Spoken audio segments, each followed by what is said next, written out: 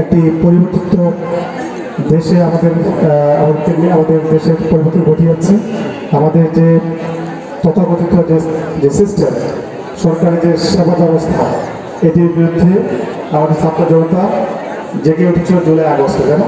এখানে অনেকেই বৈষম্য বিরোধী আন্দোলন যারা এই পঞ্চমের নেতৃত্ব দিয়েছে তারা অনেকে এখানে আছে, আবার আশেপাশে ছড়িয়ে আছে, তাদেরকে কথা বলার সুযোগ দিতে পারলে ভালো লাগতো, বা সময় স্বল্পতার কারণে করতে পারছি না।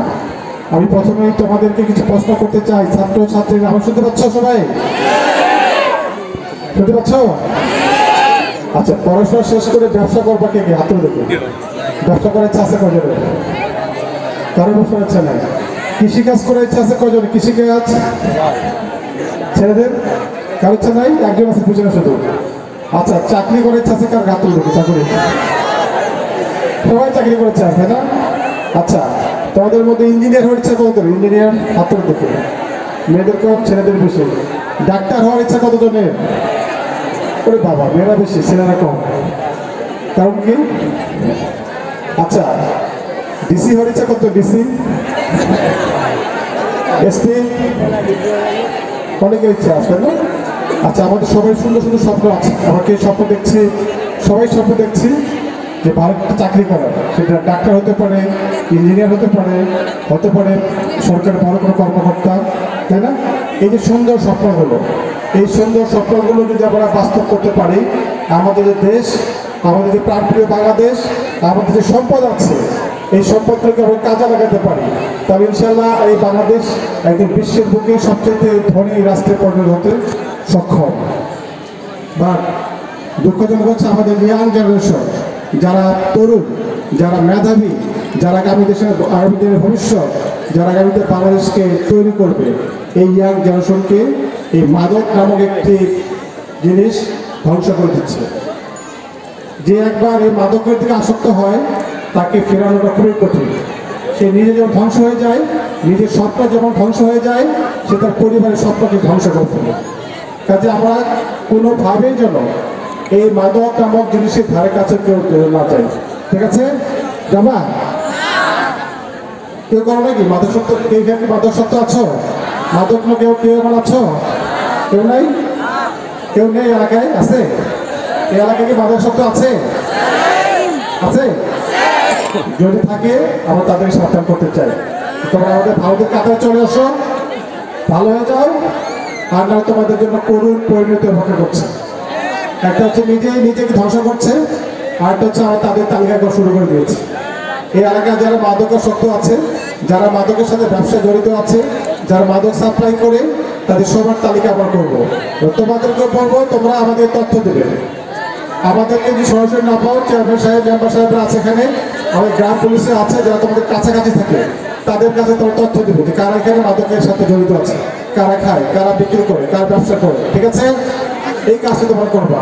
তোমাদের বন্ধুদেরকে সাবধান করবা এই ধরনের কাজের সাথে কেউ যেন জড়িত না থাকে। ইতিমধ্যে তোমরা দেখেছো যে পঞ্চগড়ে আমরা প্রচুর মাদকাসক্তকে ধরা শুরু করেছি, তাদের তালিকা করা শুরু করেছি।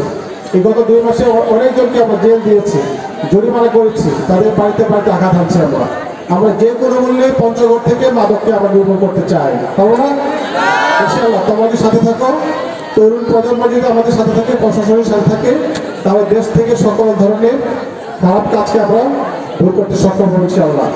আরেকটি বিষয় বলতে চাই, young generation, please look at me. এই বয়সে যারা স্কুলে আছো, স্কুলের এই বয়সটা খুবই ভালো বয়স এবং খারাপ বয়স। ঠিক আছে? এই সময়টা খুবই ক্রিটিক্যাল, খারাপ হওয়ার খুবই মক্ষম একটি সময়। এই সময়টা তোমার নিশ্চয় দিতে হবে, একটু পড়াশোনায় মনোনিবেশ করতে হবে। তোমাদের স্বপ্নের কথা তোমরা বলবে, যারা চাকরি করতে চাও, বড় কিছু হতে চাও, ডাক্তার হতে চাও, ইঞ্জিনিয়ার হতে চাও, সরকারি উচ্চপদস্থ কর্মকর্তা হতে চাও, কিন্তু তুমি যদি তোমার স্বপ্নকে বাস্তব হতে চাও, সুন্দর জীবন তৈরি করতে চাও, তাহলে এই সময়টাকে প্ল্যান করে পড়াশোনা করতে হবে। পড়াশোনা এর বাইরে অন্য কিছু চিন্তা করা যাবে না। আমাদের এইদিকে গ্রামের দিকে বাবা মার অনেক গার্জিয়ানরা আছে, শিক্ষকরা আছেন, সেটি হচ্ছে আমাদের বিশ্ব মেয়েদের ক্ষেত্রে ঘটনা ঘটে। মেয়েরা একটু বড় হয়ে গেলে, ইত্যাদি পড়লে তাদেরকে বিয়ে দিয়ে দেওয়া হয়, যেটাকে বলা হয় বাল্য বিবাহ, তাই না? এই বিয়েতে রাজি হওয়া যাবে না। ঠিক আছে? বিয়ে দেওয়া মানে তোমার লাইফটা শেষ, জীবনটা শেষ, তুমি আর কিছু করতে পারবো না। তুমি পড়াশোনা করো, চাকরি করো, তোমার সুন্দর একটা জীবন হবে, তোমার অনেক লাক্সারিয়াস লাইফ লিড করতে পারবে, দেশে বিদেশে ঘুরতে পারবে, ঠিক আছে? তো তোমার স্বপ্ন দেখতে হবে যে না, একটা ছেলে যখন পড়াশোনা করে সে যদি অনেক বড় কর্মকর্তা হতে পারে, তা আমি কেন হতে পারবো না? আবার আমাদের দেশে মেয়েরা অনেক বড় বড় জায়গায়, গুরুত্বপূর্ণ জায়গায় দায়িত্ব পালন করছে। যে আমাদের স্টেজে একজন এডিশনাল ডিস্ট্রিক্ট ম্যাজিস্ট্রেট বসে আছে, তখন শুধু পড়াশোনা করার কারণে আজকে সে এই জায়গায় আসতে পেরেছে। তোমরা যদি পড়াশোনা করো, তোমরা ওদের থেকে আরও ভালো জায়গায় বড় পজিশনে যেতে পারবা। আর যদি পড়াশোনা না করো, তাহলে তোমার জীবনটা থেমে যাবে, সারা জীবন হাঁড়ি পাতিলের মধ্যেই তোমার জীবন যাবে, রান্না বান্না করতে করতে জীবন শেষ হয়ে যাবে, তাই না? কাজেই পড়াশোনা করতে হবে। বাল্য বিবাহ থেকে আমি গার্জিয়ানদেরকে অনুরোধ করবো যে আপনার মেয়েটাকে বোঝা মনে করবেন না। এই মেয়েটি আপনাদের সম্পদ হতে পারে, এই মেয়েটি আপনার সংসারে, আপনার জীবনে, আপনার পরিবারের জন্য অনেক বেশি সম্মান বয়ে নিয়ে আসতে পারে।